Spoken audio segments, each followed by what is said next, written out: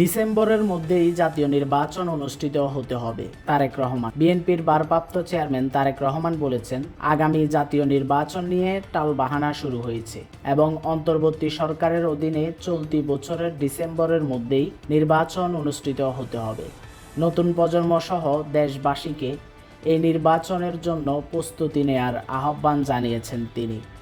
আজ বুধবার ২৮শে মে বিকেলে রাজধানীর নয়াপল্টনে বিএনপির কেন্দ্রীয় কার্যালয়ের সামনে ছাত্রদল, যুবদল ও স্বেচ্ছাসেবক দল আয়োজিত তারুণ্যের রাজনৈতিক অধিকার প্রতিষ্ঠা সমাবেশে ভার্চুয়ালি যুক্ত হয়ে প্রধান অতিথির বক্তব্যে তারেক রহমান এসব কথা বলেন। সমাবেশে বিপুল সংখ্যক নেতাকর্মী অংশ নেন। তারেক রহমান তার বক্তব্যে বলেন, আগামী জাতীয় নির্বাচন অনুষ্ঠান নিয়ে মনে হয় এরই ভেতর টালবাহানা শুরু হয়েছে। কথিত অল্প সংস্কার আর বেশি সংস্কারের আবর্তে ঘুরপাক খাচ্ছে আগামী জাতীয় নির্বাচনের ভবিষ্যৎ। এরই ভিতরে জনগণ বিশ্বাস করতে শুরু করেছে সংস্কার নিয়ে সময় ক্ষেপণের আড়ালে অন্তর্বর্তী সরকারের ভেতরে এবং বাহিরে কারো কারো মনে হয় ভিন্ন উদ্দেশ্য রয়েছে। প্রধান অতিথির বক্তব্যে তিনি নতুন একটি স্লোগান আবিষ্কার করেন।